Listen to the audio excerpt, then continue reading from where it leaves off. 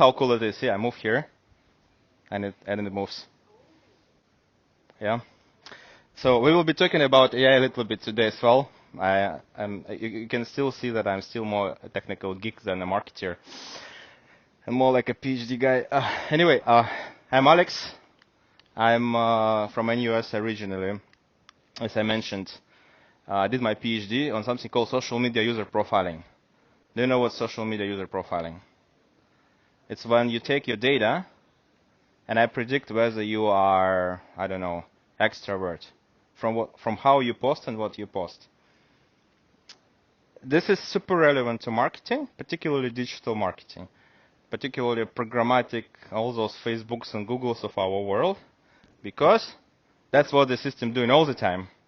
Otherwise, they cannot show the ads to the right people, cannot target the audience properly. Yeah, so this is very relevant. Actually, when I started my PhD, I was just thinking that I'm predicting a bunch of stuff. But then apparently this all moved into digital advertising space for this reason, because at that time those systems were still also developing very fast. At the time we didn't have AI. We thought that's called machine learning. And then we realized actually we were doing AI. So now I'm saying that I'm AI professor. Why professor? Because actually I also teach universities a little bit. And I have a company called SoMin. That company running ads based on AI. And lots of experience that we post in this group, which you really should join. It's a LinkedIn group called Marketing Mondays. Lots of materials, articles on Forbes that we write. They're all based on our experience. We say we are very lucky because if you would be working in a Facebook, you are not allowed to tell anything that you know. But since I don't work in Facebook and will never hopefully work in Facebook or Google or TikTok or all these companies, actually I can tell everything I know. And this is the core principle that we feel. Since we know so many things, why don't we share with others and transform the industry, and maybe marketing will become better, more quantitative, less political. That's what we want to achieve. We disagree with the way it is now, and we think that it can be done much better. So join the group. Today, I'm going to talk about ad optimization on Meta and TikTok. How many of you have ever optimized any ads? Raise your hand. Yeah. Yeah, okay. So you will be going for the first part of the thing, right? Like generally about programmatic, about AI.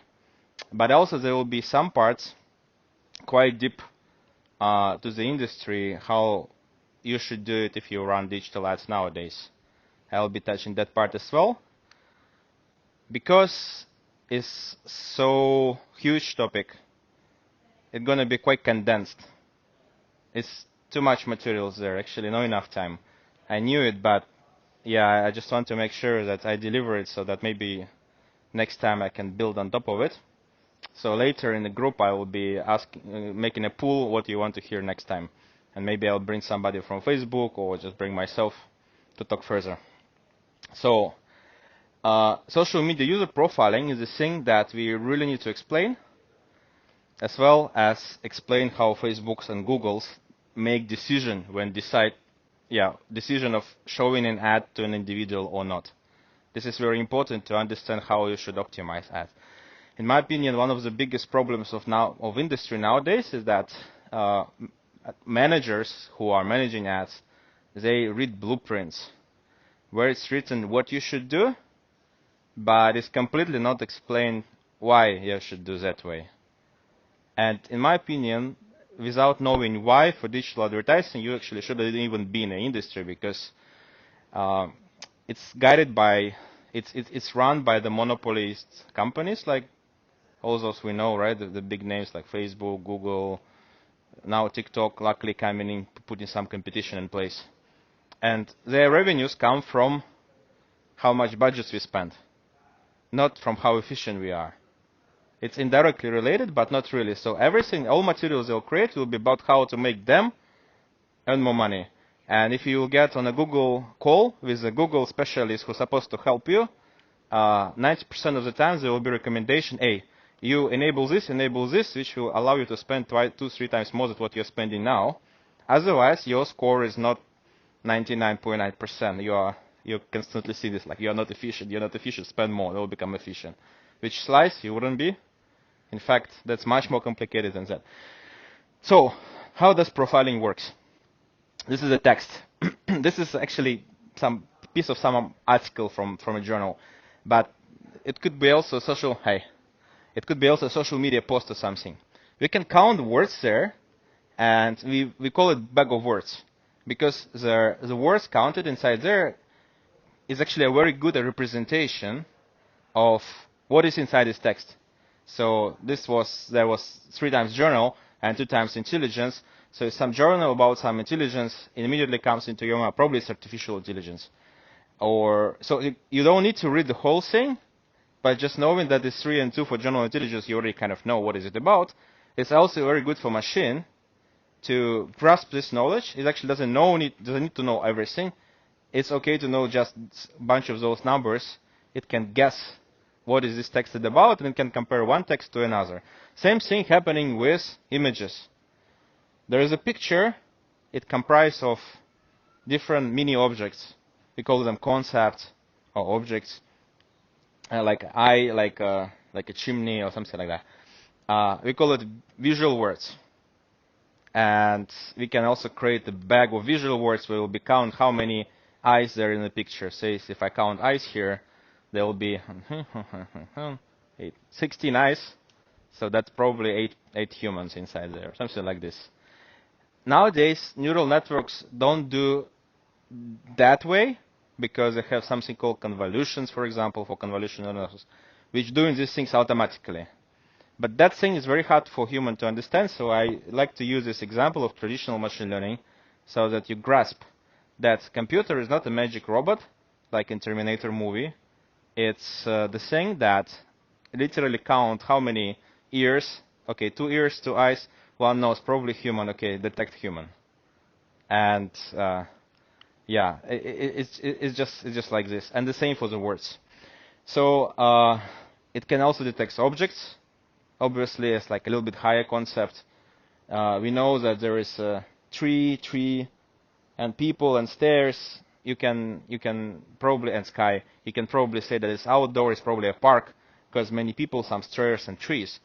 And if you can detect Merlion, then it makes it a specific park, because there's only 2 places where you can find a big Merlion in Singapore, and only 1 place where you can find this Merlion in a park. Based on my limited knowledge, yes. Maybe Singaporeans know where there are other Merlions in, like on chocolate boxes, but there is no trees there, so it's anyway most likely just this place. So how many of you know how AI works, how machine learning works, roughly? You're from engineering department. Yeah, you definitely know how it works. Roughly. Yeah, you're representing NUS now, so anyway, AI is actually a very simple thing. AI is a very simple thing. Complicated AI models like neural networks, large language models, ChatGPTs of our world, they are just huge. Some of them have a complex structure inside. But generally speaking, AI is about comparing one thing with another thing.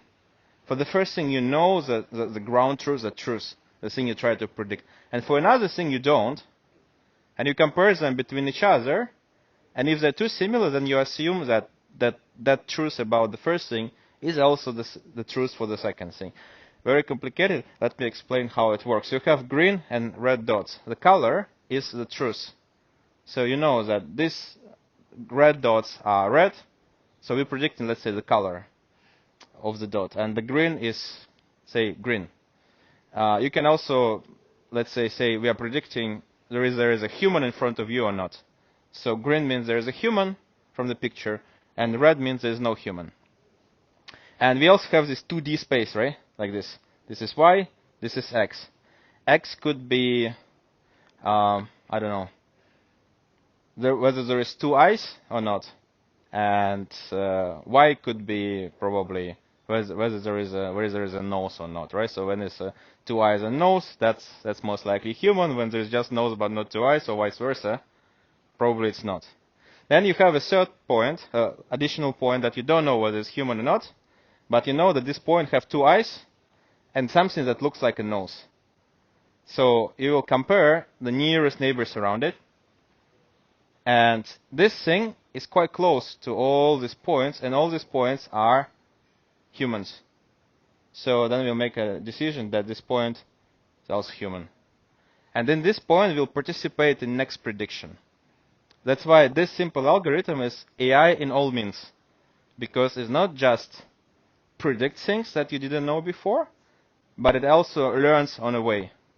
Of course, given that there is somebody kind of approved that this is indeed a human, because if it's not, then it will be learning wrongly and maybe all goes through the roof. Very simple. Similar algorithms are working under the hood of Facebook and Google to predict different type of objects. And there's a lot of different objects they can predict. Actually, there are tens of thousands of these objects that are continuously predicted. So for human, it's obvious that this is a classroom and lecture participants. But for AI, it will try to predict, okay, whether there is iron in there, whether there is a guitar, or hippo, or penguin, or pineapple in there. It will try to predict each of these things, and some of them will be quite likely, like here, like zebra is quite likely in there. So it will tell, okay, there's a zebra on the picture, and it will try to predict this zebra's affair, probably. I don't know. Yeah, and motorcycle, and it will make conclusions that there's no zebra inside. So it will be zebra classifier. Generally, machines and humans, they are very different in terms of how they make decisions. And one of the biggest mistakes a marketer or any other industry practitioner could make is start thinking about machine decision making the same way how humans make this kind of decisions. A good example from ad targeting. A marketer make a media plan for some drinks brand, and then they say, we want to target, say, females who have recently had a baby because they are selling a baby nutrition product. And then the agency comes in and put that targeting in Facebook and Google, and then all of them pray that it will work. But ask yourself, how does Facebook actually know whether a particular lady in Facebook recently had a baby?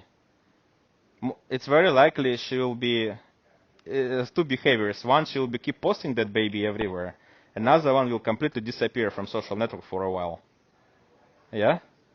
So how are you going to reach your audience? It's just because Facebook telling you that there's such category inside that you shouldn't rely on it.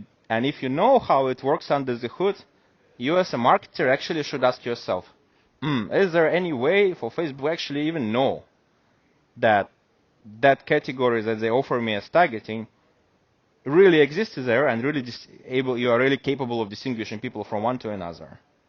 And if your answer is unlikely, then you shouldn't follow that pattern. And I think that one of the biggest problems of the nowadays industry and the agencies is that nobody think much. They just do because it's written in a blueprint or something like this. And eventually, the only party that benefits is Facebook itself, or Google, or TikTok, or programmatic platforms that you are using. So this is what Facebook can predict. This screenshot is from one of the times when Facebook servers went down, and Facebook cannot show the actual images that users uploaded. It can only show the captions, like sky, clouds, outdoor, one or more people, people sitting, shoes, and indoor. This is the language Facebook operates. If you're thinking that Facebook knows about mothers with babies, most likely they will be talking about these mothers like shoes and indoor and leg and pen and hand. This what Facebook knows about us. This is how AI sees the world. And obviously Facebook just didn't do this object detection just for the purpose of showing captions to you. Obviously, they did it for something bigger, and this bigger thing is advertising. That's the business where Facebook earning all these revenues. Another funny example here is a person even tweeted in a Twitter. So it took a picture of himself, and then in Facebook there was avatar, and then Facebook has predicted only 6 people on the image. And yeah, he's tweeting that there must be, Facebook must be missing one, either Judo himself in there, and then there are other people posting it. But you actually can test it by yourself quite easily. You could get into Facebook, your own personal profile, right click and click inspect to see the code of the page, and you will see a lot of red color warnings saying that Facebook will be telling you don't open this, don't open this. This is if somebody teaches you to open this, close it immediately. But if you ignore that and just search for may contain, like this, image may contain, you actually will see what exactly Facebook have predicted about the content that you or your friend have just posted. And that exact thing will be later used to target ads to you. And another thing you can do is you can go to your Facebook security and privacy setting, to the advertising tab. And when you open this tab, you will see all the interests that mapped to your profile on Facebook. So you will know exactly what Facebook thinks about you. In my case, it was Thermomix. Thermomix is and that was like it's a machine. It's like a very complicated robot machine for cooking. So my wife bought it, and then that interest was assembled to my profile. So there's 2 things: either she was using my computer to browse it, or probably they just see the linkage in Facebook. We didn't put like we are married or whatever, but that was my interest, something that she bought, and this kind of interesting, funny examples. So this is the first part of the puzzle. There is a second part of it, which is about how Facebook decides every time who to show the ad and who not to show the ad. This is very interesting, because here is another part where AI is heavily participating.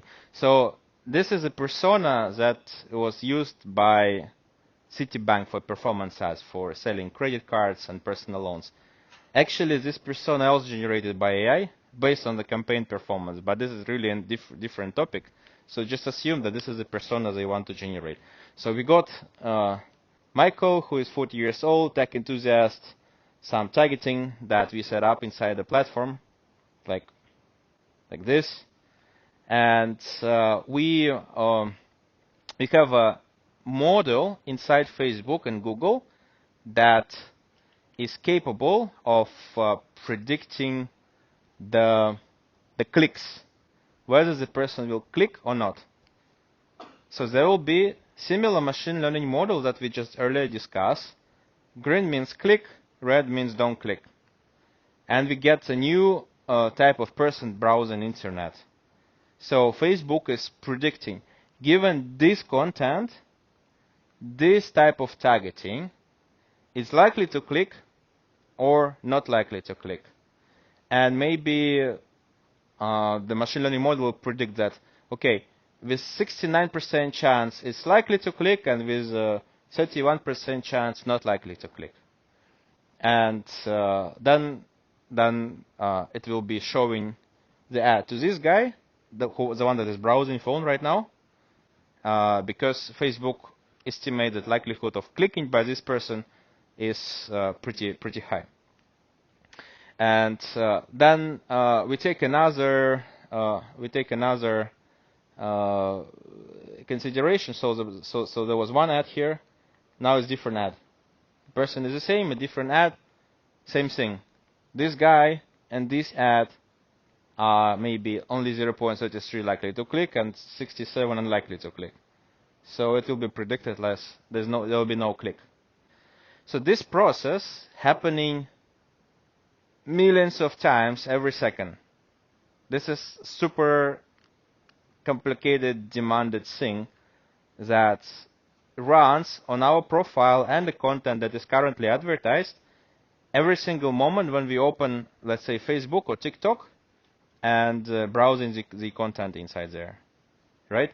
So, and the funny thing is that the models that I built for clicks are different than the models that I built for example, I don't know, add to carts. Different from the models that are built for purchase. And also different for the models that are built for just delivering ads for the rich, talking about ad objectives. So in other words, if the person is likely to click, then maybe when it comes to add to cart, the same content, the likelihood will be higher for the same guy. And this person will be predicted like very likely to add to cart, but just before earlier it was less likely to click. So the same person, same content, different objective, different kind of action that they need to perform, and we're going to get different results. So yeah, they're not equal to each other. So now look at the way how advertising system works as two components. The first one, that is constantly profile all the content that you are putting inside, like by taking selfies or pictures or whatever. And the second one is the system that is continuously given that insight that they predicted about you and the content that the advertiser is trying to show right now, how likely these guys together gonna perform particular action, for example, click. This is also the reason why when you run awareness campaign, you are gonna get probably the worst traffic, unless you are getting really big, because you're gonna get the audience that is not related to any of the actions that everybody else are buying. So that's why when we come to the brand awareness campaigns, when we just want to cover a really big audience, you should do big in such a way that you cover whole or like a big percentage of the audience in that market. Because if you cover a small part of it, most likely you're just getting the list of the pie. It's like gunning for the dining table after everybody already have eaten. You're gonna get like maybe one grape and half of the pizza and some half spilled drink, something like this. Unless you come before and take the whole table first. But then it takes a lot of money to do it. So one of the most stupid things is for the small brand to run awareness campaigns. And big brands are doing well because they're just buying everything. And yeah, small brands should actually focus on those low funnel actions like this one, or even lower, in case the product even sellable on digital. Because sometimes machine learning models just don't have enough cases of selling your product, will be predicting things randomly. That's why ads don't work very often, because model is just not even trained to predict how to sell the product that you're trying to sell, let's say on Facebook. So it will be just showing it to random people. You're going to get random results, probably no results. Is it too complicated, or it's okay? Especially for those, yeah, you're representing in US, no problem for you, right? Any questions, guys? No? No? It's super clear. Yeah, I'm either a very good presenter or it's just completely too difficult. But anyway, so in advertising, we have multiple factors that affect the ad costs. This one is like a basic thing. If you don't know anything about ads, listen this part and you will become a pro. You can pass the interviews in Singapore at least. So there is a target audience. The target audience is, of course, defined by that profiling technology. The objective, that one is just a previous chapter. Yeah, what kind of action is profiled by what kind of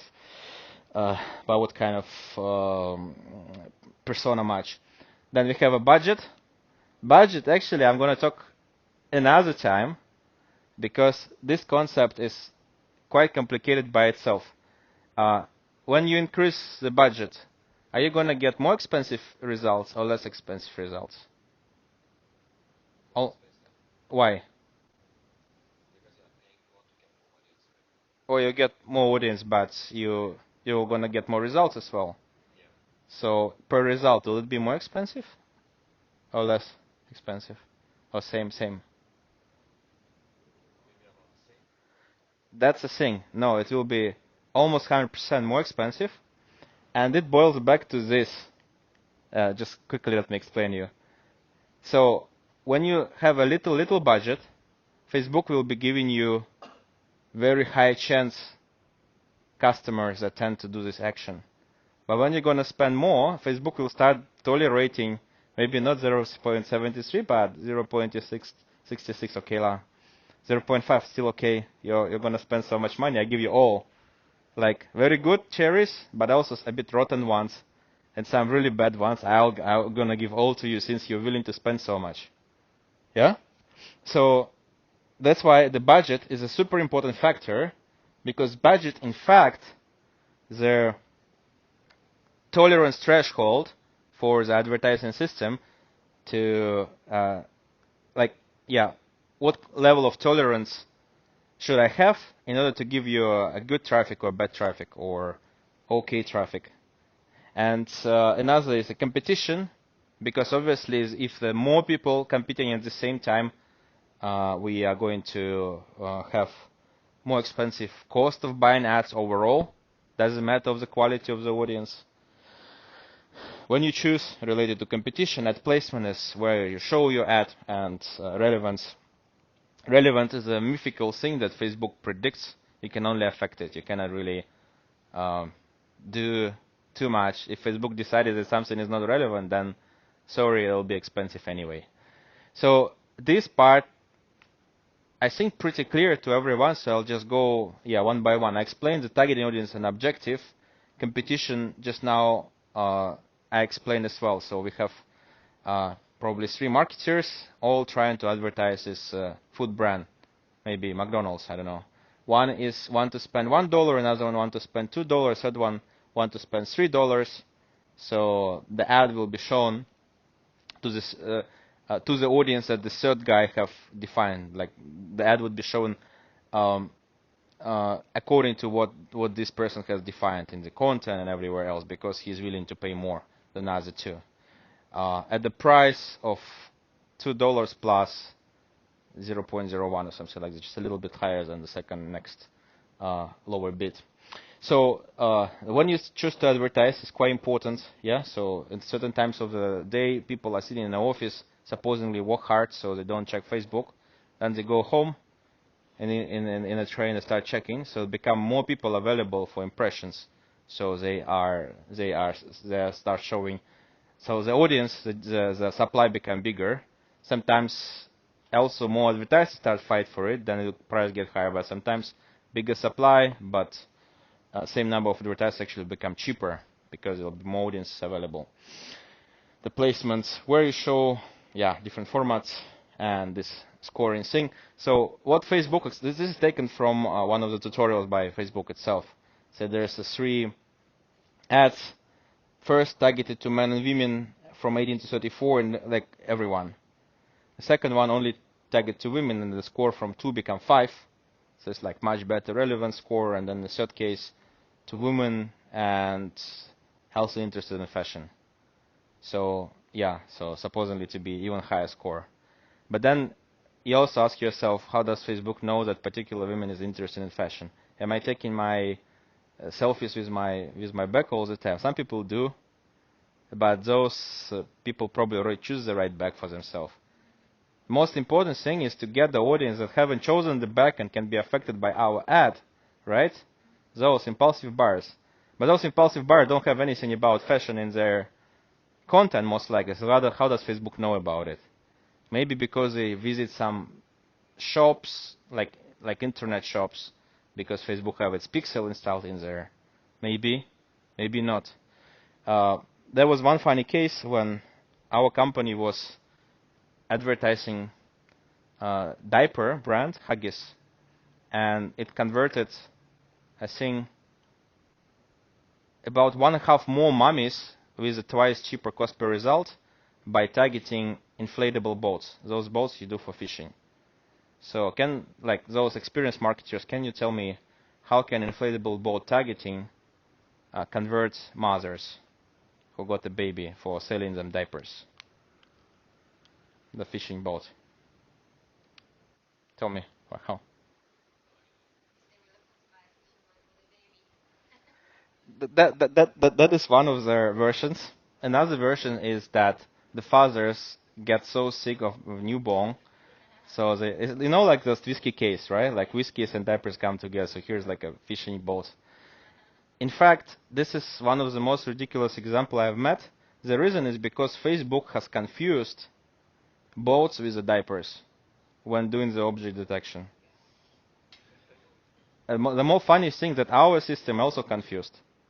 So it has included into the A/B test, and then suddenly it was selling so well for 1.5 months, and then after that Facebook updated all the interests and it stopped. So how does this relate it to all those big board planning sessions of big brands for the whole year, what kind of persona we should target? No related at all. And I have faced lots of businesses that spend maybe more than $1 million per month on ads, and what they sell is an app that predicts, like some astrology app. And the interest that was working for them for half a year was called newlywed and like just married, and another one was a dog food. So by targeting dog food, you could sell an app that predicts your future in astrology, and then they're spending about $1 million per month on it in the U.S. market. And I'm witnessing this, and then I come maybe in Singapore or in Taiwan, and then they're spending maybe $10,000, and then they're all sitting together and say like, how shall we spend it? What shall we do? So I think in digital advertising, the mindset is actually the biggest issue, because humans tend to think about ads, about robots as about themselves, but actually they should clearly separate and understand how robots work. Then they will become much more efficient. So this is a practical thing from the way we kind of learn what you should look at when you're optimizing ads. This is a little bit more shifted towards performance ads, because when you do awareness ads, there's nothing much you can measure. Well, do you measure awareness ads in any way, like panels or something, or you just rely on the targeting? You rely on the targeting, or you're doing the panels and stuff? Yeah, so you know how many you reach. If you reach almost everyone in Singapore, that's for sure you reach the one that you want to reach. Yeah, so exactly. So in a smaller scale, there's no practical way to figure out who you're reaching actually, because awareness ads, they don't really give you much feedback. Somebody have seen your ad, but who that somebody you don't know. Some brands like Pepsi, they actually do panels. They're trying to overlap how many people of my audience are actual my audience, so they run a huge panels of thousands of people asking them, hey, did you see that ad? Okay, if you see that ad, that particular brand, maybe the audience that we're targeting is right. But this is really very complicated and very questionable in terms of whether this really can bring it to anything. So a practical way is these 7 steps. So okay, I probably need to give some background. So in advertising, in digital advertising, like in Facebook and Google and TikTok, we have campaigns. Within campaigns, we have ad sets. Ad sets usually responsible for actually many things, but say targeting. Then we have ads within ad sets. Ads are responsible for the creative, how it will look like. One ad set could have many ads. One campaign can have many ad sets. So it's a tree structure. And one ad account can have many campaigns running at the same time. So what's really recommended is to look at the ads at 3 levels. An ad set level, long term, an ad set level, short term, and also at the ad creative level. So this is TikTok. This is ad group level. So you can see a little bit whiter background, so otherwise people would fall asleep. Thanks to TikTok. So here is 351 ad groups, many ad groups running at the same time.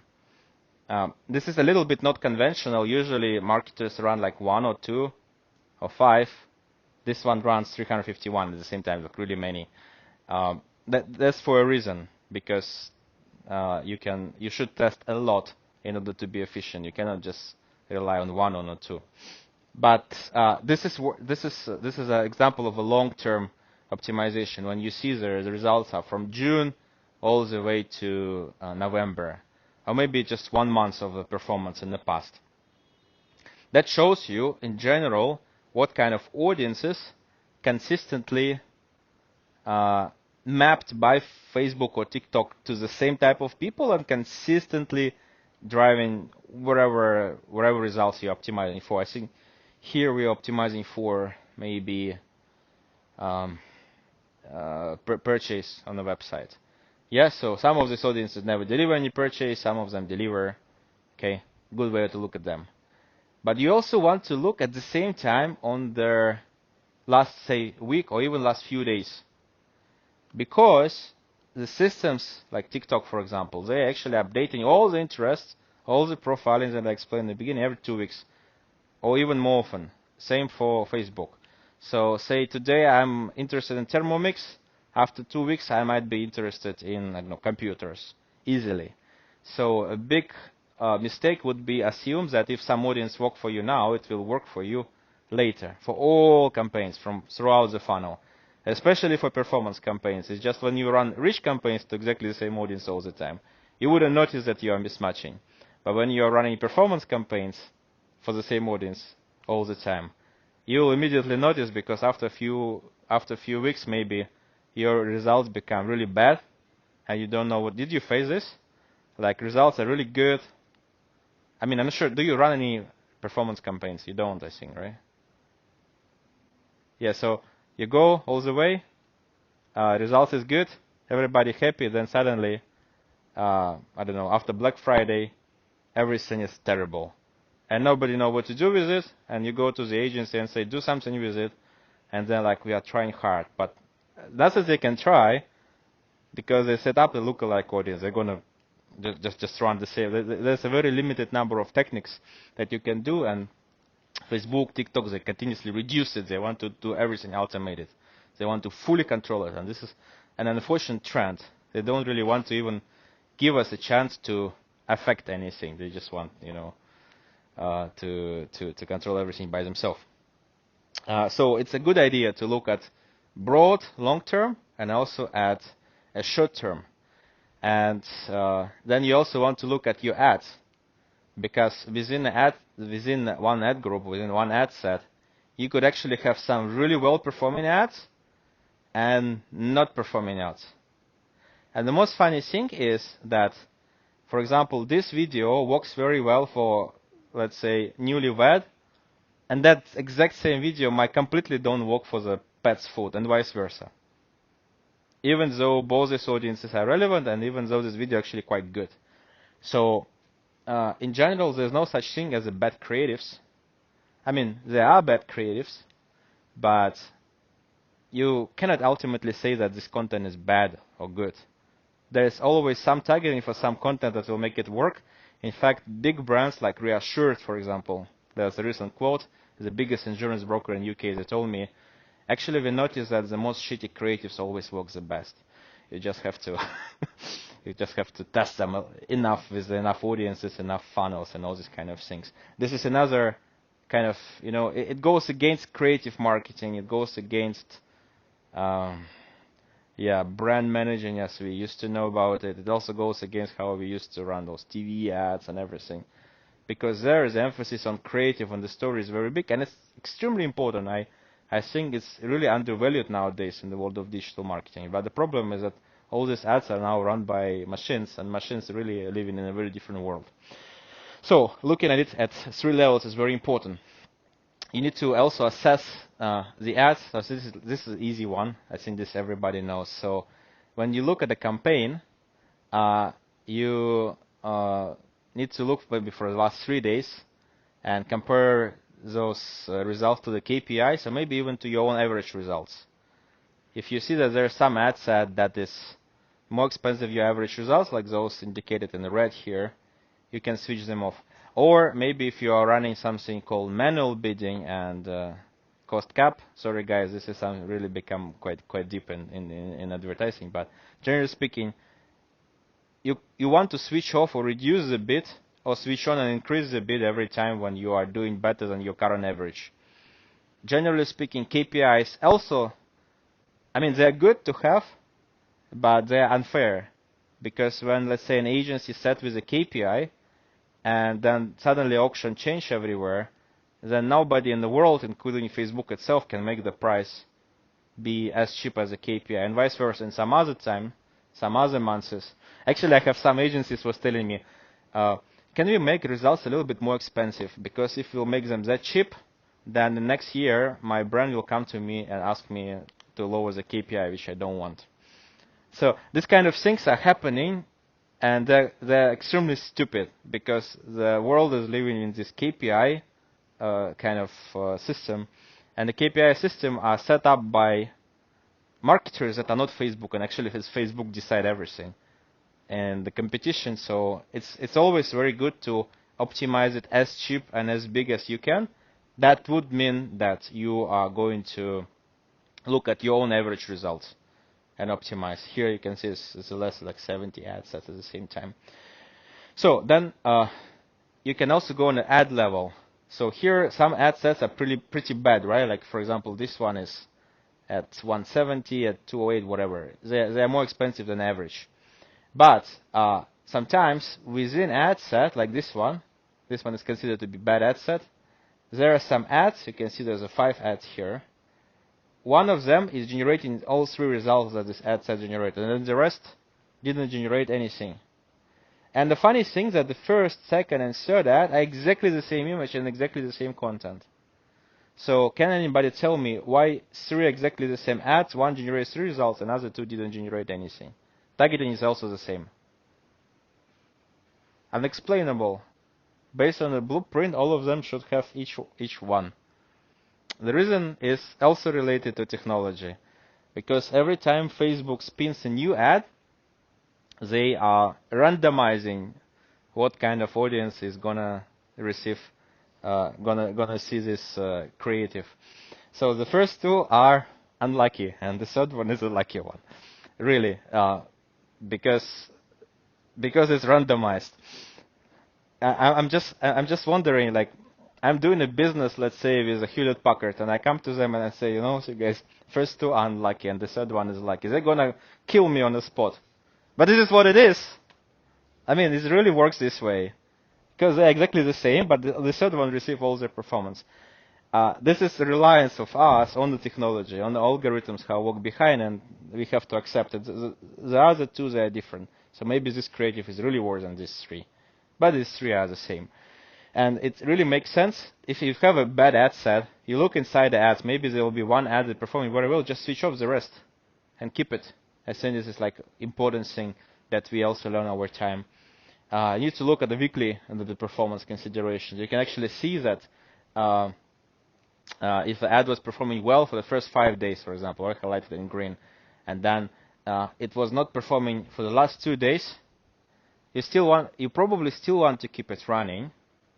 Sometimes some brand managers come and say, oh, it doesn't work for the last 2 days, switch it off.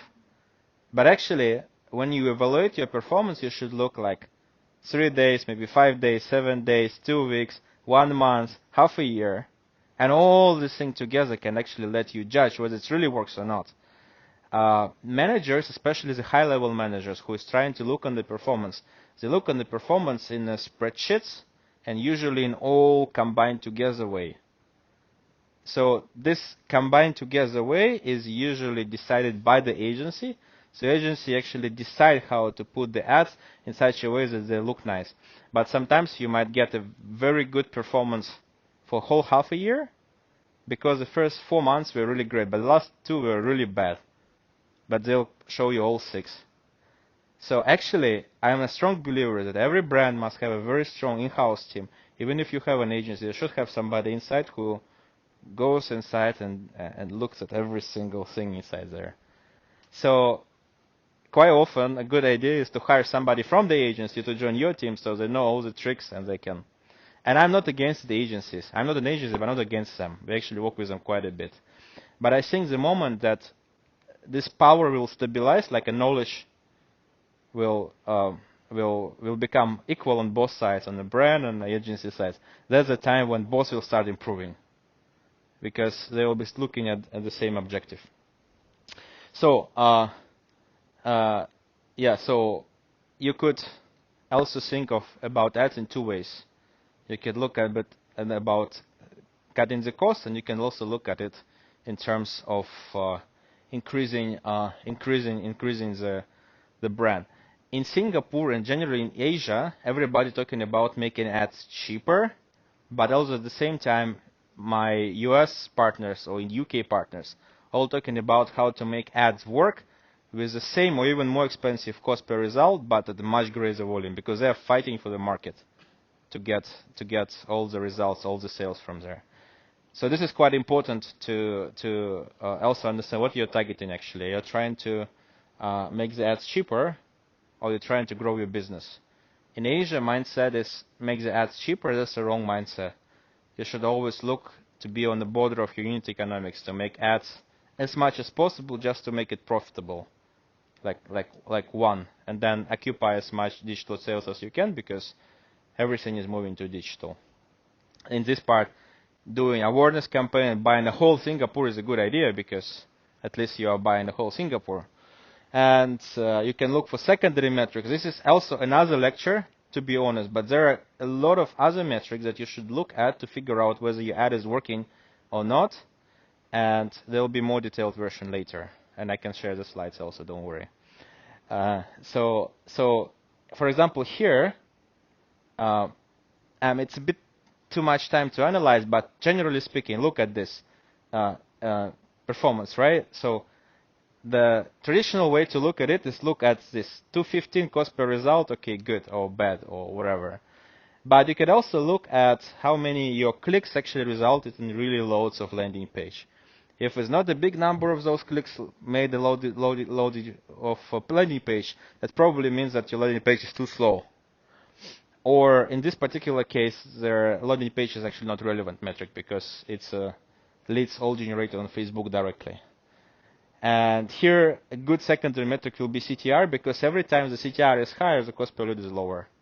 So sometimes when you have very few events, very few sales, you can look at some other metric and optimize for it, and you'll be better than anyone else. Because you can pray, or you can look at other metrics and really figure out in such a way that there's a lot of relationship between them. So there are many metrics. Rich metric is how many people you are showing your ads to. Rich is very important to evaluate whether you are big enough in showing your campaigns, and I think big brands are quite deep into rich metric, particularly to make sure that the brand have a good recall, and some people even look at net promotion score or whatever. The frequency is a metric that tells you how often the same person sees the ad. It's commonly believed that the frequency too high is bad, because people get annoyed. The frequency too low, I mean, nobody's going to remember your ads, so you need to keep it at the right ratio, like 2-3 probably. Most of the ads, most of the briefs I've seen usually have frequency between 2 and 3 and 5, 2 to 3.5. Results. This is your actual purchases, leads, or whatever, and of course the cost per result that you are carrying as well. So how much money you spend is important metric, because as I explained earlier, the more you spend, the crappier audience you will be getting, because the probability of that audience to match your content will be lower, because Facebook will be compromising more. CPM, how much it actually costs you to buy the ad. Sometimes you'll get a very bad cost per result and you feel so upset, but it's just because CPM get high, and CPM might get high because, say, there is, I don't know, some 11.11, everybody advertise. So sometimes you want to beat everyone, or sometimes you want to stop all advertising completely, because it's just, with your budget, there's no point for you to compete. So another bad idea would be to keep running your campaign always the same way. good advertisers change budgets a lot from month to month and continuously monitor them because they are this result driven. Click-through rate, how attractive your creative is usually, or also a sign of ad fatigue. Like when people get tired of you, CTR will drop and frequency will increase. Usually they're interrelated. And conversion rate from clicks to landing page view indicate if it drops, indicates the landing page view is not working properly. And you can also have conversion rate from clicks to result, so from clicks to purchase. It could be very high CTR, very attractive promo, but then people never purchase. It could be that on the website it's just too hard to purchase from you, or maybe you were lying a little bit on your ad, or something like this, like your landing page doesn't convert. So actually, it's a very simple rule. If this thing, like conversion rate from clicks to result, is not working well, that means go figure out your landing page and offer, especially the product. If your clicks landing page view is low, that means that your landing pages and websites are not working properly. And if your CTR is bad, then you go get your creative agency to do a better job. And if your CPM is bad, that means that it's too competitive. You need to really adjust your strategy, whether you want to advertise now and to which extent.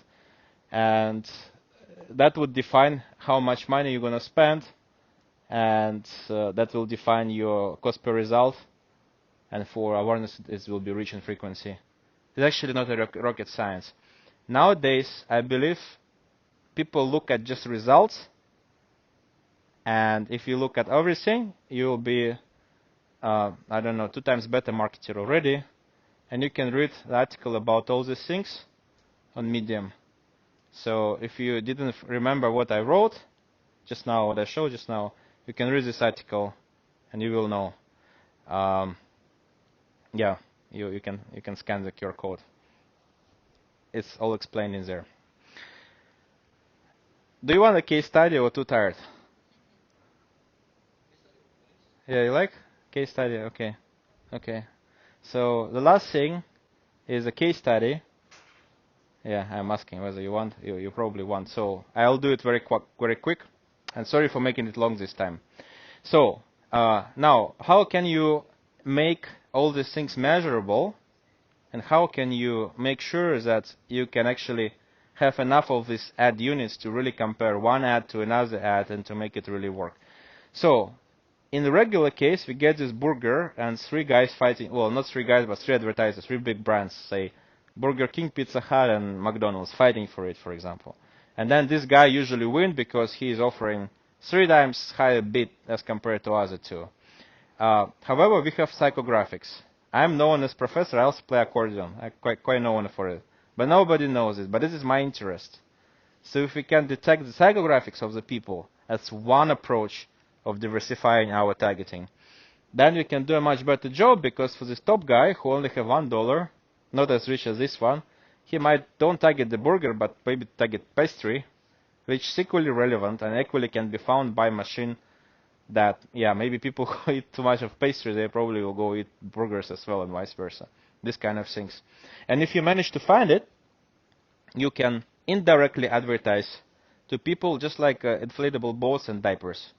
Similar thing. Just that one is because of mistake. This one is a real co-occurring interest of people. And you can gonna get a lot of these things on Facebook and TikTok, and those things are actually all related in those things that TikTok and Facebook also predict about us. Did you know that on Facebook there are 30,000 different interests? How come we're only targeting 100? Where is the rest 29,900? Nobody targeting them. You actually can buy those audiences much cheaper. For this approach helped us to buy PNG audiences through auction cheaper than reach and frequency buying. Reach and frequency, for your information, is kind of a direct deal between the big brands and Facebook. They say, I can sell you my audience at this price. Then by using these psychographics, you can buy it cheaper. So you're kind of doing better than Facebook itself on Facebook, in a sense. But of course, it's just because you're not considering all the rest of the revenue factors of Facebook. You're just taking care of yourself. So want this burger that everybody targets is not equal to a lot of different other things and psychographics that you can target actually to get this or other audiences cheaper, and this is called long tail targeting. So instead of something big and very expensive, which is the neck, you're gonna get is in a long tail. Everybody likes the dinosaur. Everybody's taking pictures. Yeah, there's an article about that as well. If you read the previous one, you'll find it the same list. You'll find this one as well. This one is a bit older. So if you know the lady and we know that she's from Singapore and whatever, some other city, female, 60 grand income, we might not know about her that she's also a good saver, NBA fan, loves rock music and whatever. And we can actually look for the data in internet and public internet. This is what I was doing in my PhD. That's what I was doing later, to crack the public profiles of the followers of your brand and competitors, to detect what those people are interested in. Let's say pastry, let's say, I don't know, inflatable boats. Some interests are quite ridiculous, like a pen, a cup, laptop, this kind of things. Then you can find the correlations between those laptops, say, and maybe e-commerce sales of your milk powder products or something like that. And if you do a lot of these tests, you're definitely going to find those audiences that A, cheaper, B, actually better converting or more relevant to your audiences. So the key here is the volume, how many you test. Some of the brands who run, a lot of ads, sometimes it's because of DCO, because they put a lot of creative, and quite often they put not just a lot of creatives, but also a lot of targeting groups, like hundreds, maybe thousands of those groups, and then it's gonna work very, very, very well. So, for example, this case study is a Citibank.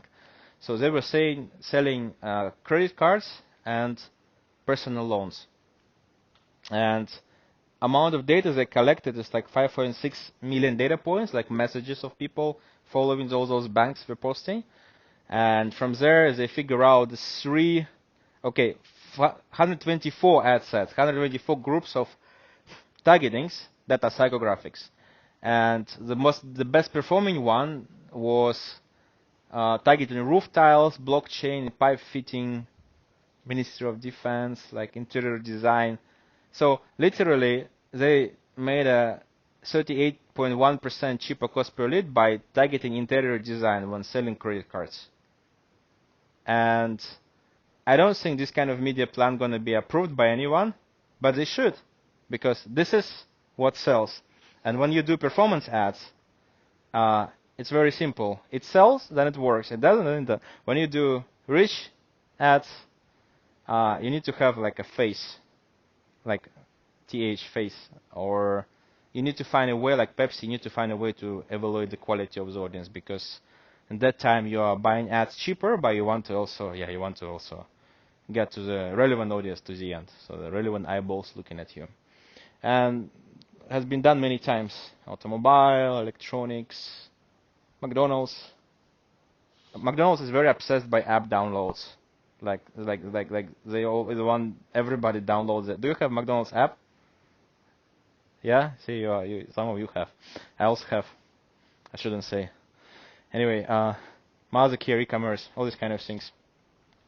So I think, I think what is important nowadays is to understand how these ads are working from within, and if you get a couple of scientists, or if you train your in-house team to really look into their whys, then applying those principles will allow you to do a much better job and actually guiding your agency or your own advertising efforts.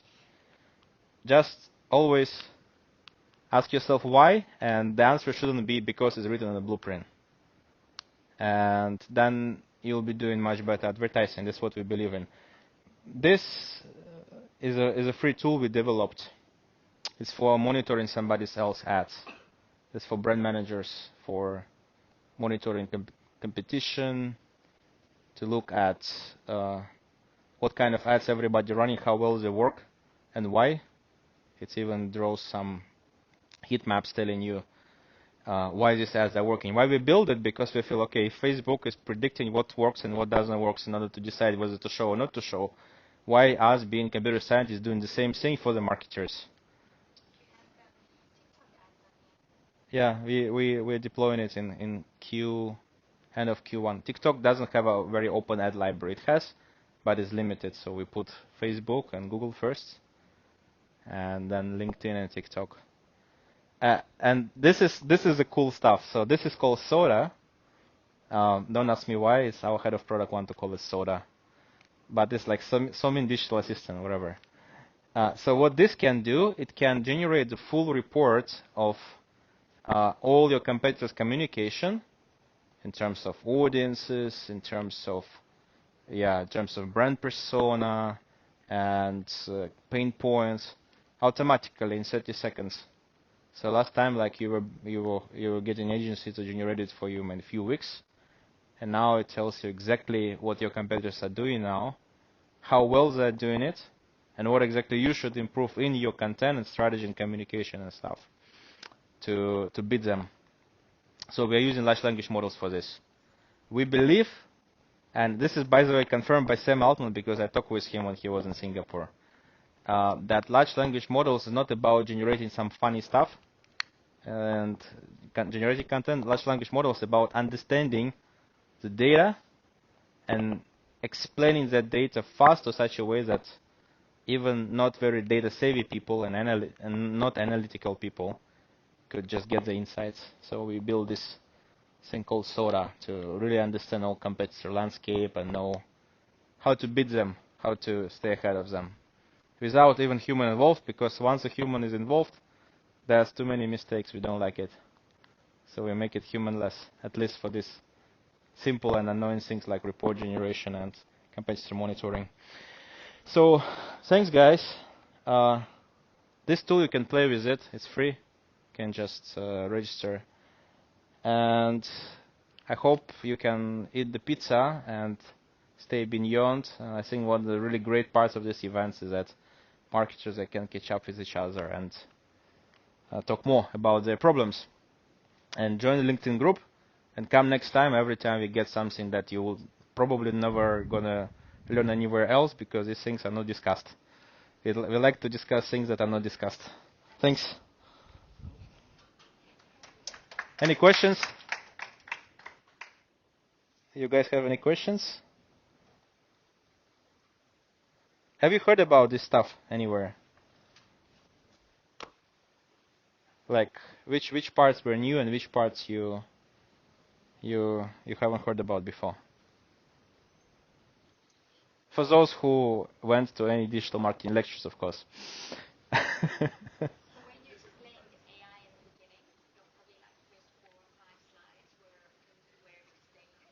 Mm-hmm.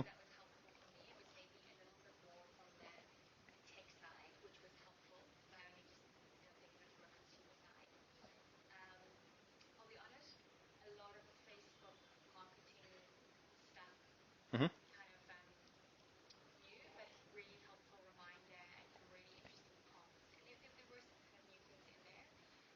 Mm-hmm.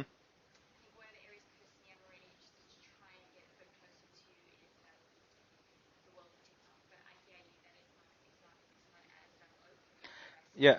So for TikTok, I mean, I can just add a little bit on that. So are you talking about TikTok organic or TikTok paid? So TikTok paid is copied from Facebook. They have, I mean, I'm not sure whether I can say that, but they have literally hunted half of the Facebook team in Singapore and in those development and just copied it.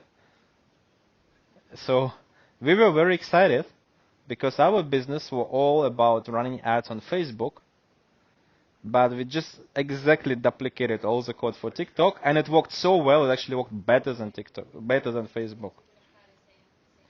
So with one caveat saying that TikTok audiences are not always very well catered for every single product. Let's say 3-4 years ago, TikTok performance ads just didn't work. Awareness engagement fine, performance didn't work. Now performance started working actually already. And for you to understand which market works for TikTok and which market doesn't work for TikTok, you need to look at their commission terms for agencies. I mean, it's actually quite easy to find. So those where they pay a lot of commissions to agencies, that's markets where TikTok doesn't really work yet. Those markets like US, where commission is very low, that's a market where TikTok performance advertising works very well, sometimes much better than Facebook performance advertising. Singapore is very low commission, so it's working well here. Do you have a point of view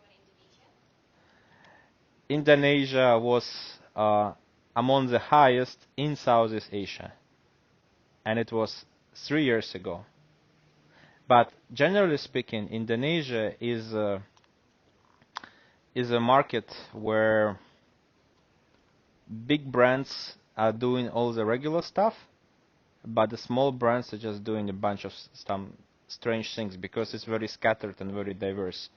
So for me, Indonesia is a big contrast. I'm either meeting extremely experienced marketers or completely zero, sometimes minus, means biased by some ideas that don't make any sense. And I think for the technologies is a similar thing.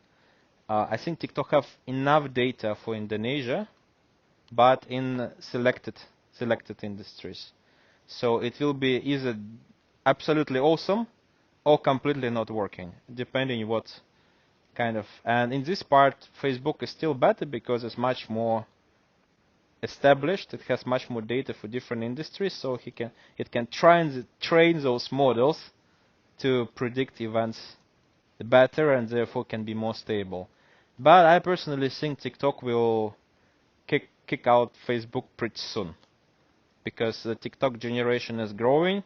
Last time it were kids, now those kids get money, jobs, everything. They have purchasing power. And when you go for TikTok CPAs, they are sometimes twice or 3 times lower, conversion rate sometimes higher, sometimes the same.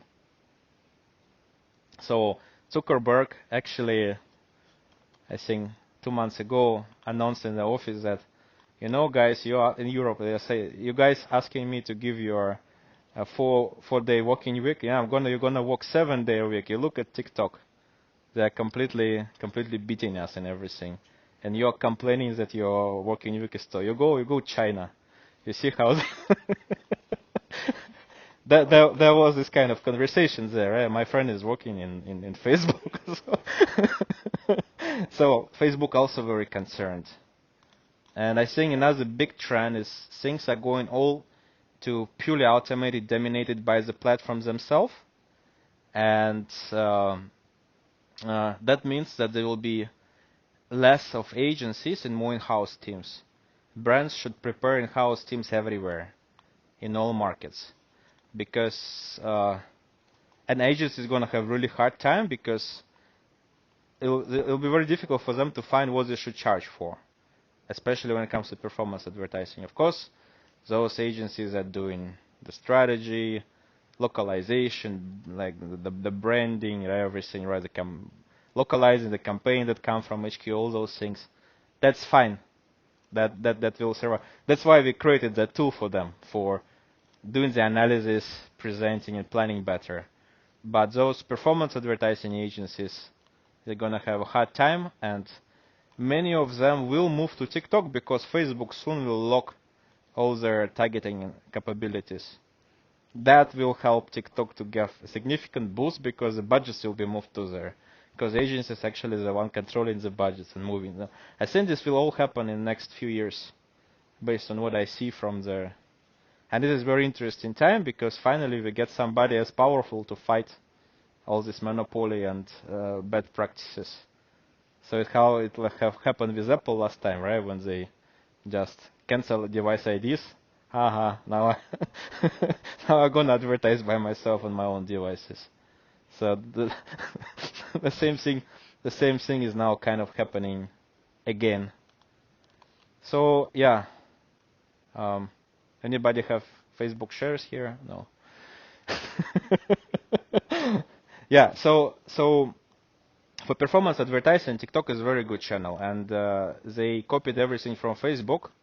If you thinking to try it out, definitely try, and most likely you wouldn't find too much difference of what you have seen on Meta. Just do it.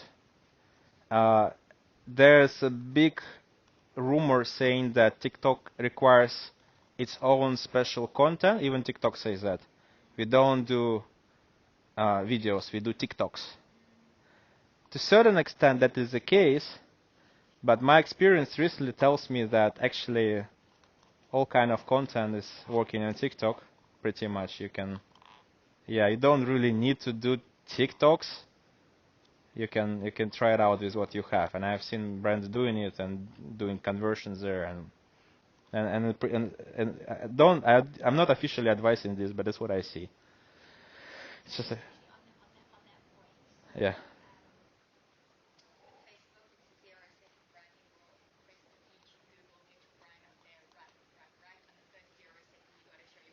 Yep.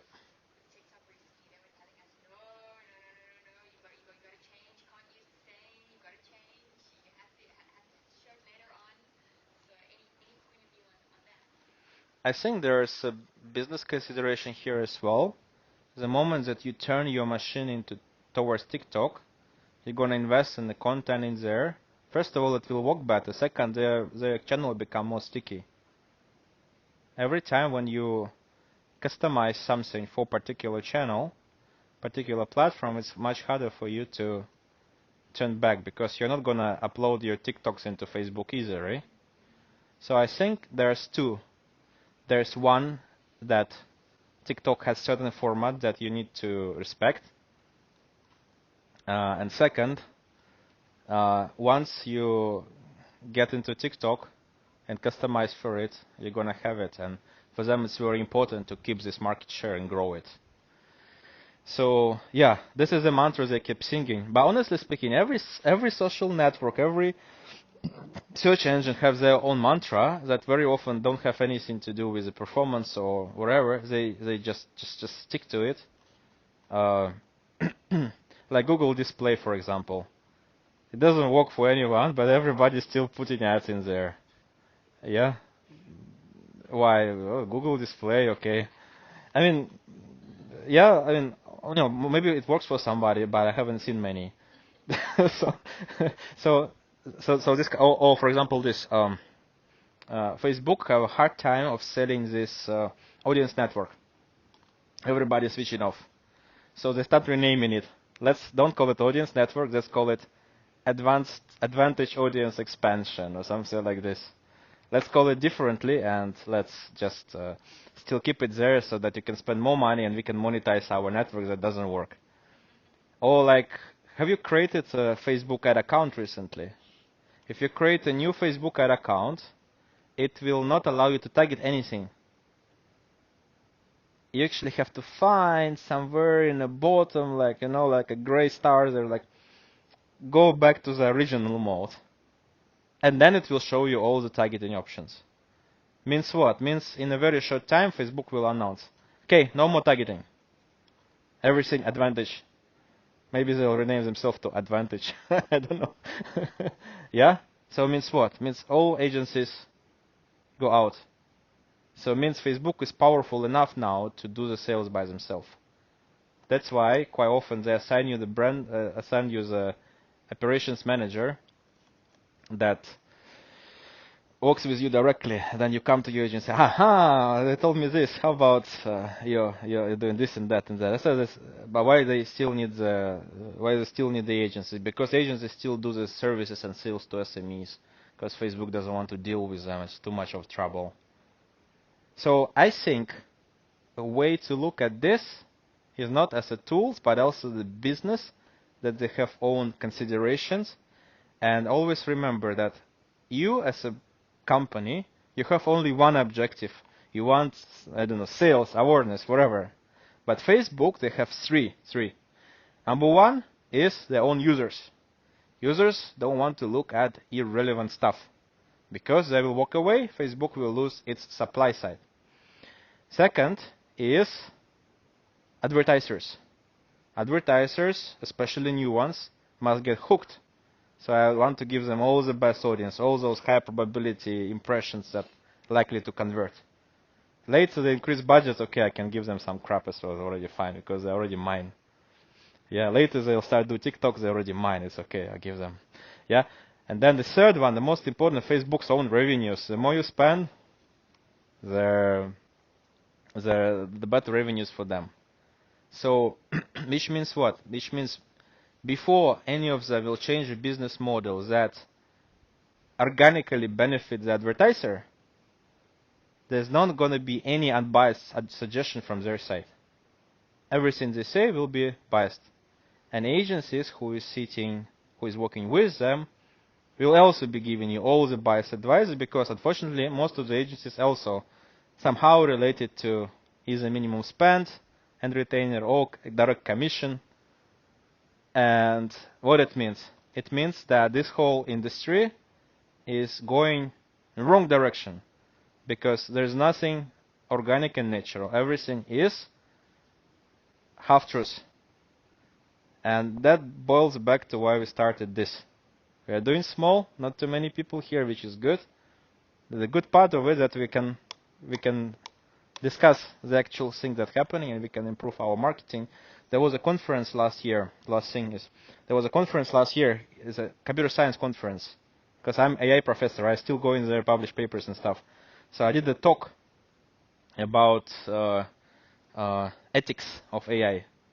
And I did a talk about ethics of AI in Facebook. And there was a guy in front of me sitting, listening to my talk, and it's on internet, it's available. And he was asking questions, and he was asking super detailed questions, like questions I've never received from anyone. I was curious, so who you are?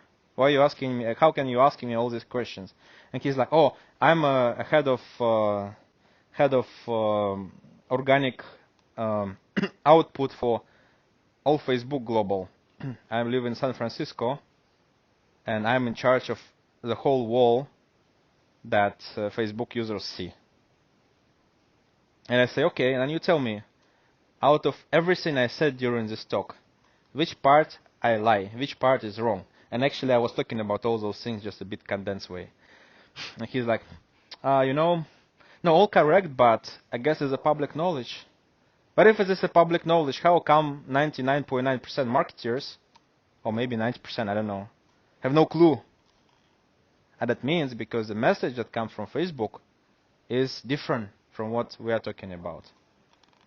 Because that is directly related to the business, which is somehow contradictory to the performance of all advertising that you run.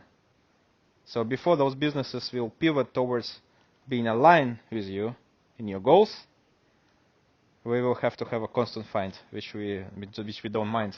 I quite enjoy it. Yeah. Thank you. Thanks. Very nice to meet all of you. Come next time. Join the group. Yeah? You can get my name cards there if you like. Thanks, folks. I need to learn how to switch that off. Should I say that? Or this? No. Actually, does it still follow me? No, it doesn't. Okay. AI fail. Anyway.